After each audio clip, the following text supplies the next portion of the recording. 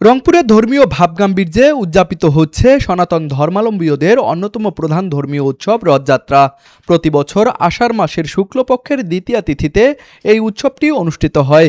এরই ধারাবাহিকতায় আজ বিকেলে রংপুরের ঐতিহ্যবাহী ক্ষত্রিয় সমিতি মন্দির থেকে শ্রী শ্রী জগন্নাথ দেবের একটি সুসজ্জিত রথ বের করা হয়। রথযাত্রাটি শহরের প্রধান প্রধান সড়ক প্রদক্ষিণ করে। এ সময় ঢাক ঢোল, কাসর, ঘণ্টা, শঙ্খধ্বনি আর উলুধ্বনিতে মুখরিত হয়ে ওঠে পুরো এলাকা। রথযাত্রায় অংশ নেন হাজার হাজার পুণ্যার্থী। ভক্তরা পুণ্য অর্জনের উদ্দেশ্যে ভক্তি ভরে রথের দড়ি টেনে রথকে এগিয়ে নিয়ে যান। আজকে ধামে আমরা অনেকেই এসেছি।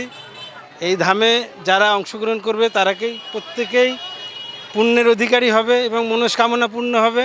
আমি একজন এইচএসসি পরীক্ষার্থী, তো আমি আজকে রথে এসেছি যাতে প্রার্থনা করতে, যাতে আমার পরীক্ষা ভালো হয়। এখানে আসার একটাই উদ্দেশ্য যে জগন্নাথ দেবের দর্শন, পাশাপাশি আমরা জগন্নাথ দেবের রথের দড়ি টেনে আমাদের এটা বিশ্বাস যে আমাদের সকল পাপ দূর হয়ে যাবে। ভগবানের কৃপা যেন আমাদের উপর সবসময় থাকে। আজকের এই দিনে বের হয়েছেন তাদের ভক্তদেরকে দেখা দেওয়ার জন্য, বিশেষ করে রাজপথে নেমেছে ভগবান। তো এতদিন কিন্তু আমাদের যখন স্নানযাত্রা অনুষ্ঠিত হয় তখন তিনি অসুস্থ হন এবং কিছুদিন থাকার পরে আজকের এই দিনে উনি সুস্থ হয়ে ভক্তদেরকে আশীর্বাদ প্রদান করার জন্য উনি রাজপথে নেমে আসে। শাস্ত্রে বলা হয়েছে ভগবান জগন্নাথ দেব তার বড় ভাই বলরাম ও বোন সুভদ্রাকে নিয়ে বার্ষিক ভ্রমণে মাসির বাড়ি অর্থাৎ গুন্ডিচা মন্দিরে গমন করেন।